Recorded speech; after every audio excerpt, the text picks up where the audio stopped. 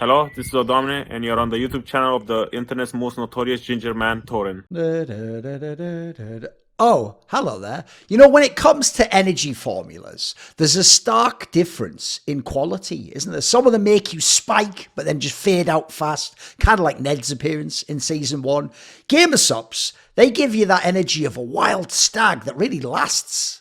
So whatever kind of game you're playing, cause the opponent to keep feeling the pain as you really get under their skin. How else do you think I keep spitting hot fire with such regularity? Of course, if you'd rather just have tea and some wisdom from an elderly relative, then they have their line of teas where they have like a black tea, a yerba mate, ginger and turmeric. They have one with L-theanine if you want to get to sleep. But you know what they say?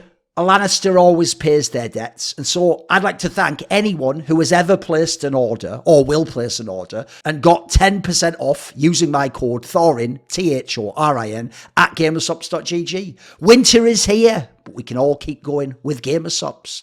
Now, Rogue are pretty famous, I'd even go ahead and say notorious, for their fortunes in the playoffs of the LEC, what formerly used to be known as the ULCS, but they were actually only there in the franchising era when it was LEC, because they were routinely a contender up to the beginning of 2023, but then they would choke and most of the time finish second or third, no matter how good they were in the regular split or even having the first seed entering the playoffs, as they sometimes did. So unfortunately, despite this body of work, which is what this video is going to be about, the defining factor of that legacy of Rogue prior to Season 12 summer, which was obviously the summer split of 2022, was the idea they didn't win. It was actually losing the finals or failing to capitalise on a number one seed or being a contender. That was what people thought about when they thought about Rogue.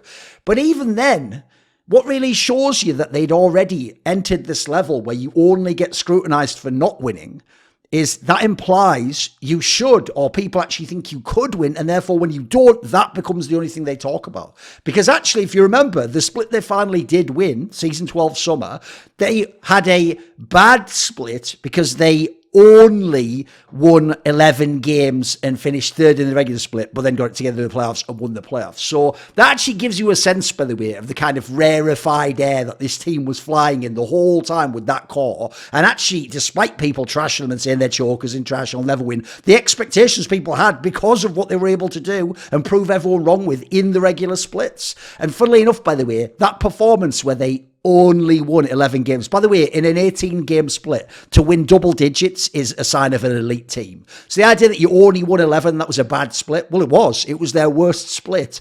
I think they had 5 splits prior you had to go to find one that was worse than this in terms of games won. So in terms of the body of work of Rogue, outside of when they get to semi-finals or finals of the LEC playoffs in this era, their body of work, if people don't understand, is comparable with the best teams and lineups and orgs to ever play in European League of Legends history. In fact, it makes their core and lineups and org one of the best in European League of Legends history, even over this only like 2.5 years span or whatever. The consistency especially is incredible. Like they had 5 splits in a row where they won these double-digit games. So we're talking back to back to back to back to back, just never giving up. And this is, by the way, while the whole time you are year to year changing a player in and out, upgrading, side grading, sometimes downgrading like Inspired Tamarang, but ends up working out better for your team. You could actually argue, if you only look at the players they brought in and released and how they managed it in terms of the results, that this was actually a masterclass of GMing, being a general manager prior to the end of 2022.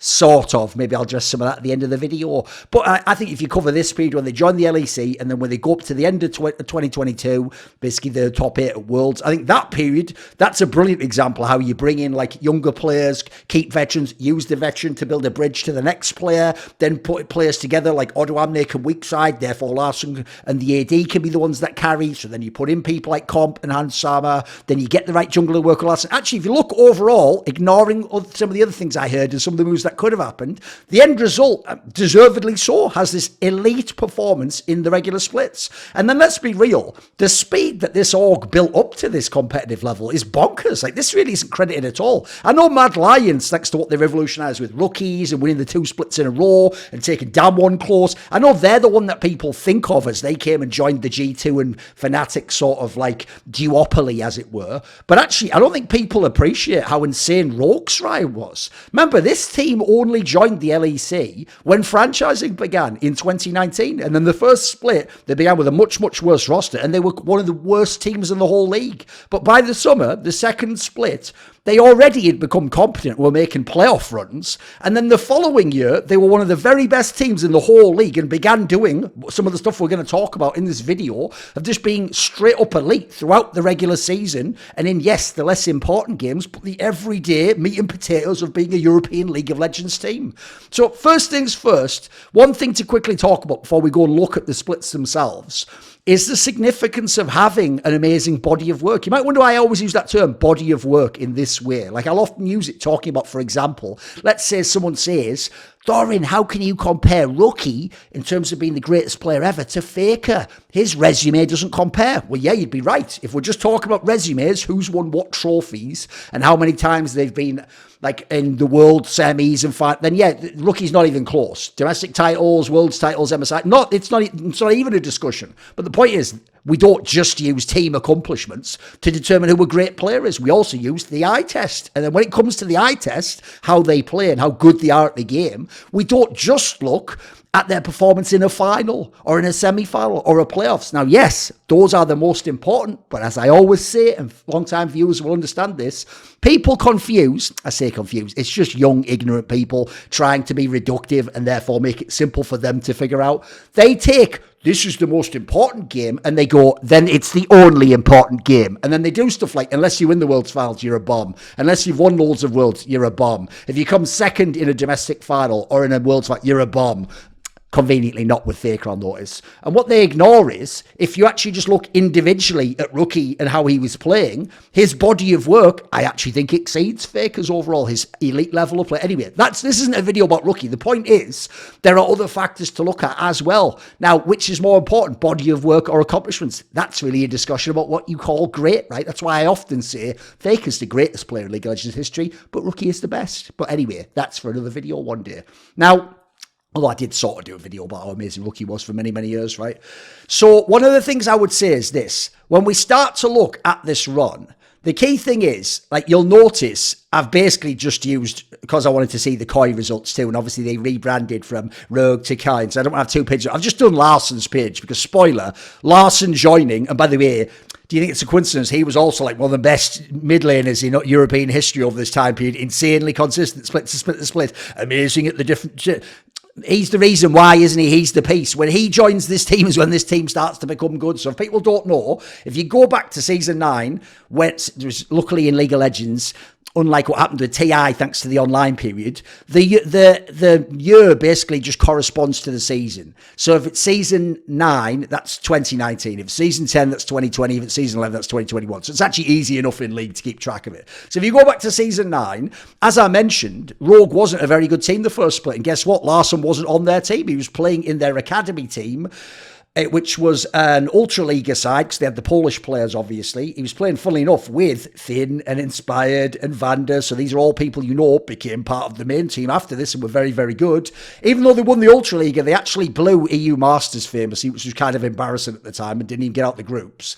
Then along they come, they promote a bunch of the players in the summer, and they don't have a very good split. They go 7-11, even so for a bunch of rookies. Not a bad result, right? That's already, you're showing some performance. But the key thing is that gets them into the playoffs, because that's actually good enough for 5th. Believe it or not, winning 7 games could get you 5th place in the LEC in 2019, because we're still integrating the rookies. This is the first season where Humanoid and Nemesis and Abadagi and all these rookies have come into the league, and now Larsen, another top talent, comes and joins them, who, by the way, could potentially have been on some of these other teams. But I can't remember if he was too young or he just turned it down or whatever. But basically, they make the playoffs. In the playoffs, they managed to finish 4th, where they lose to Schalke, not the Miracle Run one. This is actually the Schalke that had like Upset and Odawamne and Trick and Abadagi and those guys, if you remember. So already by the summer, they're a competent team. Then the next year, They still basically similar team, but now they have Hans Sama to go along with the squad, so we know like one of the best ADs in Europe. Already 9-9 on the first one, so the record's getting better. That's only good enough for 6th in this split because it was just a better split. If everyone remembers, 2020 was a very stacked year because this is when you had a whole bunch of like Origin re-rolled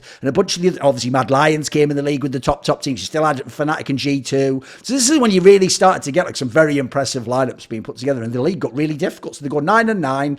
In the playoffs, they only finished 5th this time because this is the one where they got beaten by Origin, which people remember was the Alfari, Cersei, and Upset lineup. But actually, that OG was good in the spring, if you remember, even though people kept saying they were playing scale, and they also had some other games that were good. It's just later on in the year they fell off and obviously finished famously 10th in the summer split. In the aforementioned summer split, which was the famous Schalke Miracle Run one, the one where, by the way, even people like Fnatic looked like they might miss the playoffs. G2 was in trouble at one point in time. They had to win, I think, 7 games in a row and then have other people lose games to make it. This is actually when Rogue really started to shine, because this is the split where they go first place in the LEC. Remember, Larson only joined a year earlier, 3 splits earlier. They go first place with 13-5-1.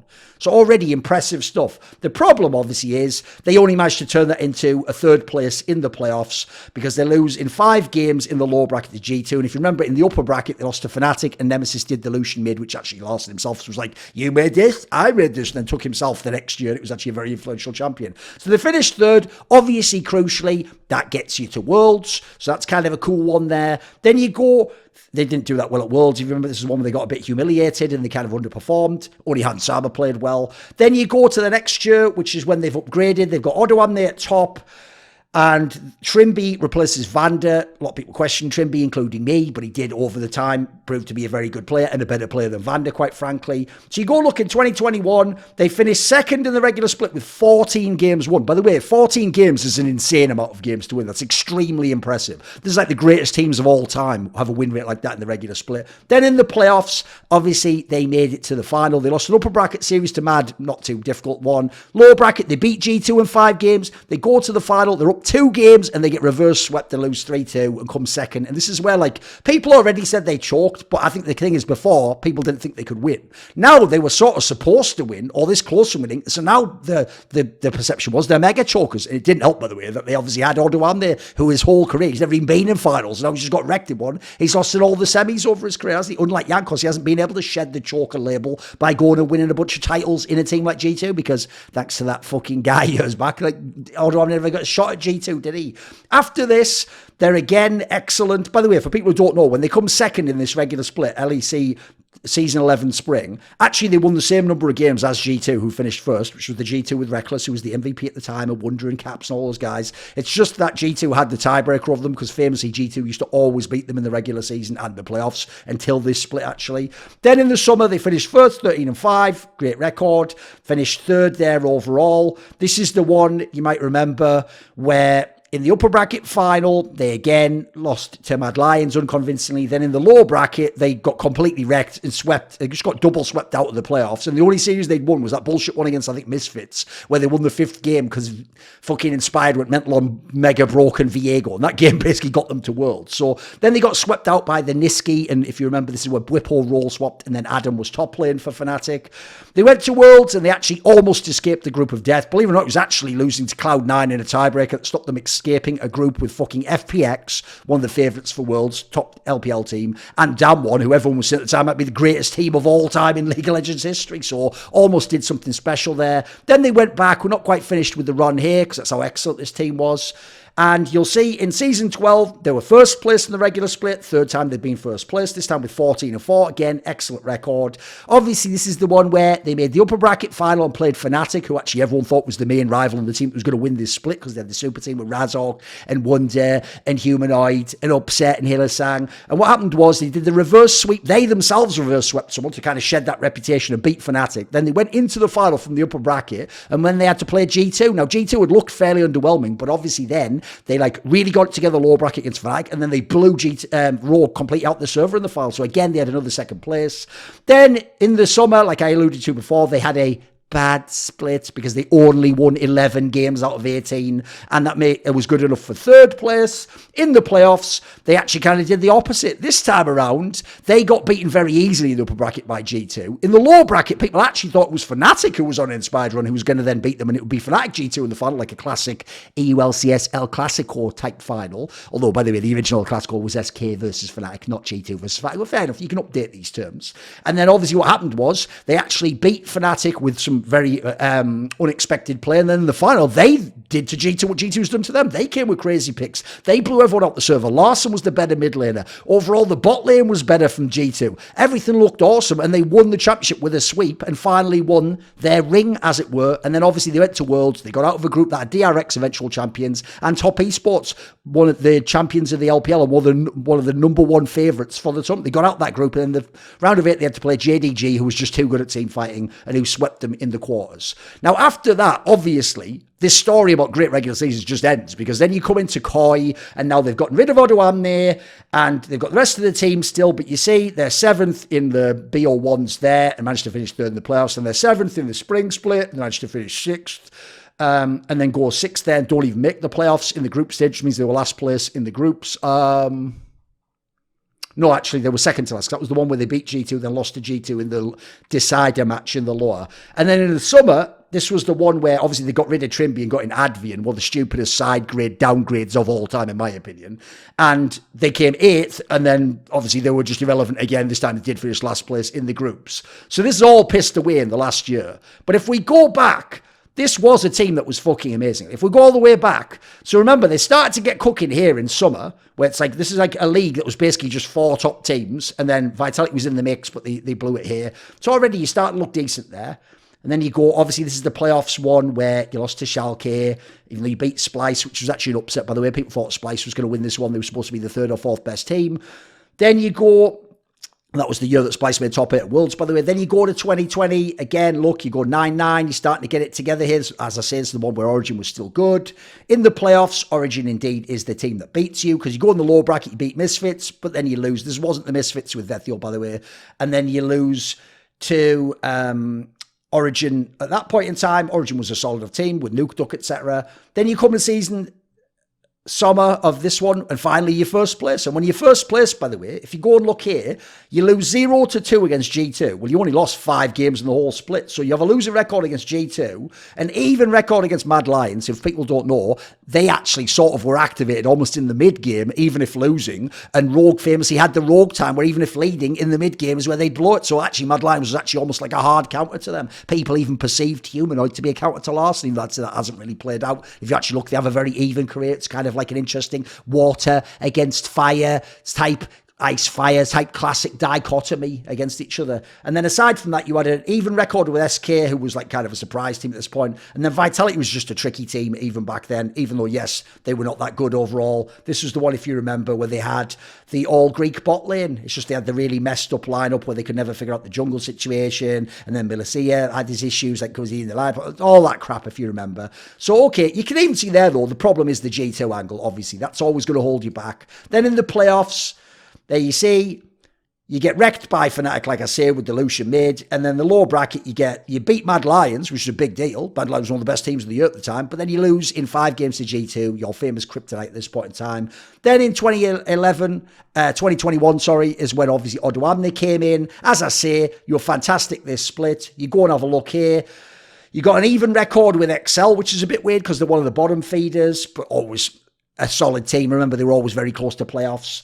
Then you go along, they had an even record with Schalke. This is actually the one where it's the season after the miracle run, which is why Abadage got on 100 Thieves and got bought and went and became an LCS champion. This is the one where they were really strong, actually, Schalke. Look, they finished 4th in the playoffs. They were doing work against fucking G2 and could have beaten them in a best of 5, potentially. So no shame having an even record with them. You're going to win a record over Fnatic. As usual, 0-2 losing record against G2. Winning record against everyone else in the league. You're just an excellent team. In the playoffs, this is the one where, as I say, you lose like a not as close series upper bracket. In the lower bracket, you beat the strong Schalke team. You do work to, it was 4 games. You do work against G2 to get the monkey off your back, as it were. And then the final, sadly, you lose the reverse sweep. Then you come to the summer split. In the summer split, they are number 1. This time, not even a tie. They're ahead of G2. Remember, this is the G2 that everyone said was going to be a super team and win everything in Europe with Reckless. And then how did you do here? Oh, look, winning record against loads of people. Tied with Fnatic, who was a little bit more sus this time around in the regular split. Losing record against G2, as usual. You have an even record against Mad Lions, who, remember, ends up being the best team of this year in terms of winning both titles. And then you have a winning record against everyone except Vitality, who this time has Crown Shot in and Leader in and Self-Made. And this is when they made that sort of like super explosive, almost solo Q-esque Fnatic. Vitality rather, that almost beat Fnatic, and as a result there wouldn't have been a Fnatic run to the final and to Worlds potentially, so actually not even a bad team. Then you go to the playoffs, you make Worlds because you finished 3rd, but you didn't get to do much because, as I say, you had the 5 games against Misfits. Then you get bodied by Mad, you get bodied by Fnatic, and you're out, and it's quite disappointing. Back to another regular split. In this regular split you are first, 14-4, ahead of every single team. You go to the win rate. They had a 1-1 against Astralis. This is the one where Astralis has Kobe already, and he's doing work. If you remember, this is when he was really going fucking ham already. So they surprisingly lose to Kobe. Then they go 1-1 against Fnatic. Fnatic's still all right at this point in time, but if you remember, this is when they've made the change to this is actually the super team Fnatic. It was called the super team at the time. You go 1-1 against them, no disrespect there. You actually 2-0 G2 this time around, even though G2's a solid squad, because G2 was just a bit underwhelming at the beginning of that year. This is the first year where they have the Flackhead Targama spot lane, if you remember. And then you beat Mad Lions this time around, because Mad Lions obviously is having to get the lineup together. This is the one where they missed the playoffs.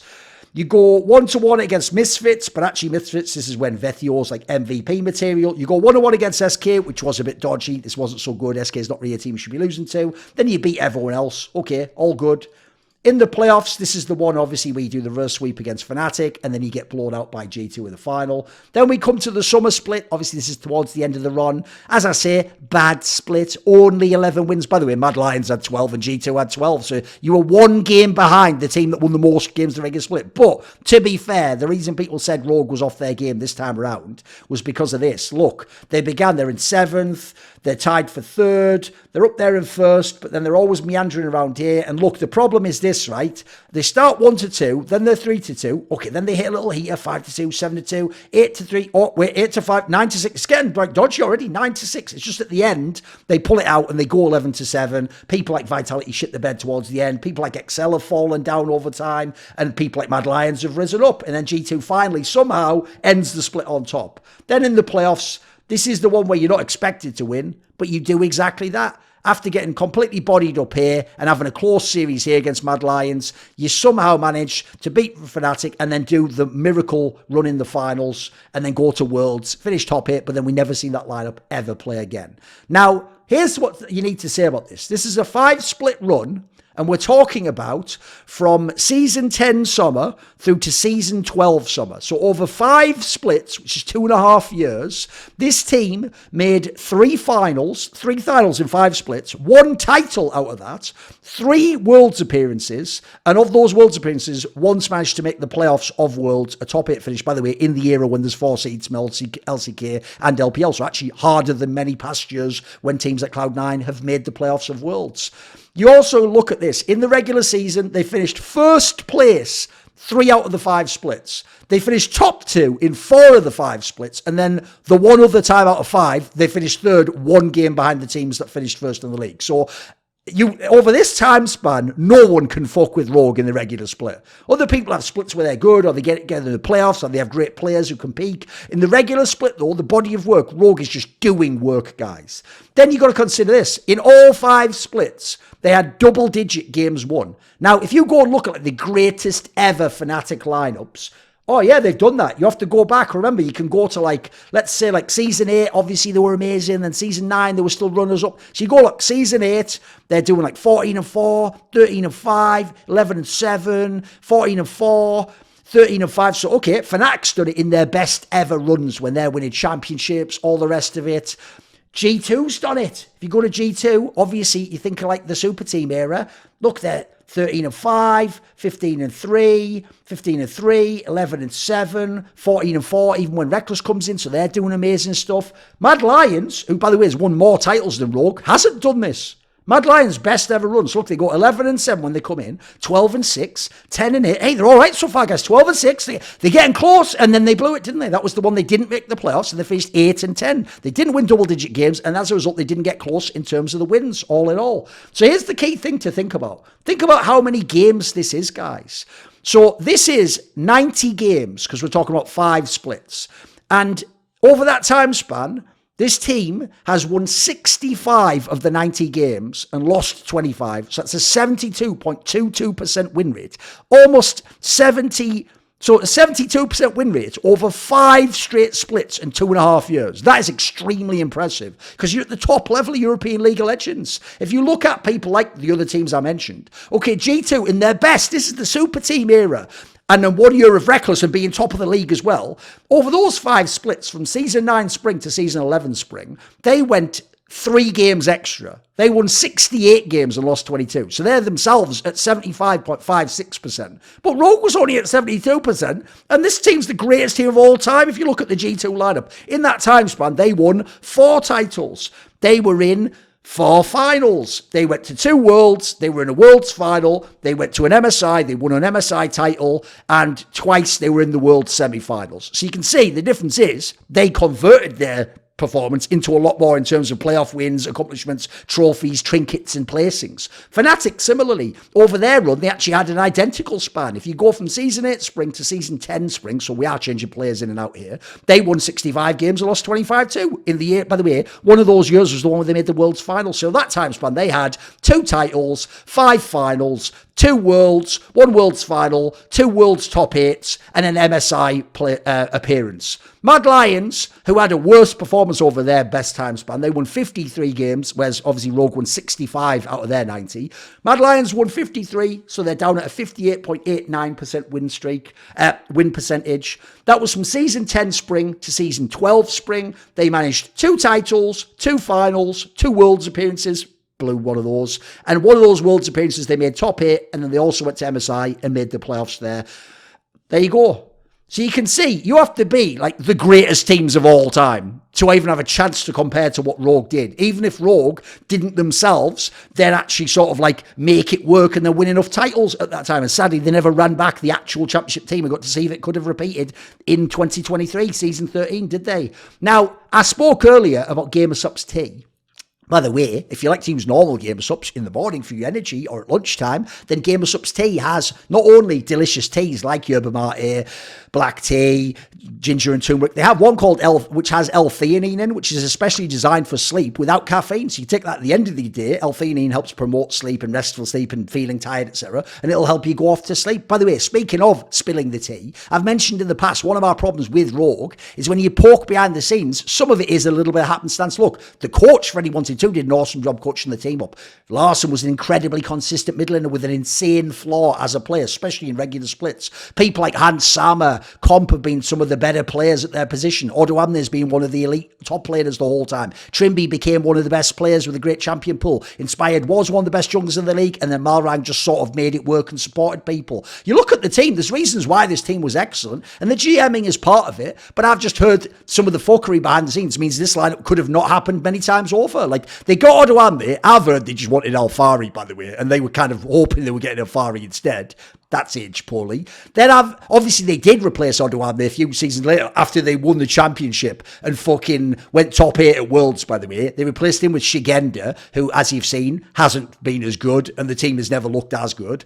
Then Larson, the consistent player with the amazing flaw, who basically is the linchpin this whole little like regular season dynasty is based around. I've heard they've been shopping him for year after year after year, and they even at one point tried to get Vethio over this guy is one thing I heard. By the way, I've heard that almost bit them this off-season, despite what was originally reported. Apparently he didn't initially sign the long deal with Rogue in Koi. Initially he was going to go elsewhere and test the market, and it just ended up at the end of all that, with all the musical chairs, he ended up back at now Rogue, formerly Koi, and he ended up signing with them. So they almost lost Larson a few times as well and would have given him to some other fucking team. And then they had the stupid trade, obviously, last year where they just gave Trimby away. By the way, a Golden Goose player who, yes, was having a bad split, but that's like Hillsong and Fnatic. You might give him away, but only if you're getting someone mega. Like, that's the Golden Goose. Look at the champion depth. Look at what he's done to Rogue and the league since he joined. They traded him for Advian, a Dutch support player who was just always aight or meh, even when he played on XL, which is when people were loving him. He was just all right on Fnatic. He was just better than fucking Rocks and wasn't just having a meltdown with fucking Reckless because it's just impossible to play with that guy, apparently. So, I don't know, mate. And this isn't so expert when you look at the GMing in this regard. Like, they would have got rid of almost everyone. They would have blown it completely. But I'll tell you what, for the people who did do their work in this team, and even in spite of some of the things I mentioned, at the end of the day, the management staff did put the teams together. I hope people don't only look at the bottom line, look at the titles and the trophy cabinet. Look at the day-to-day of what this Rogue team accomplished over this 2.5-year time span. It's up there with the best teams to ever play League of Legends in Europe/the West. I've had to make a lot of tough choices in my career, but thanks to the support of my Patreon community, the Skrilluminati, I never have to make tough financial decisions. So this video and all the rest on my channel are kindly supported by Ahmed Hadjou, Frisky, Mac Pugnatio Rajcula, Animosity, Jensen Goh, Tobias Bernasconi, Tosh, Torin, and you know it if you've ever heard before, and you'll hear it many times in the future. A special thanks goes out to my main man, Jerry Keys Minion. Do you want to ask a question in my video AMA? Do you want to be part of one of those long discussions where we talk about whatever you like in esports? Do you want teasers, find out who the upcoming guests are going to be? Or maybe you want to suggest a topic for a future Thorin's Thoughts type video? Well, if any of these perks or others appeal to you, put your money where your mouth is today and join the Skrilluminati by joining the Patreon link in the description box below.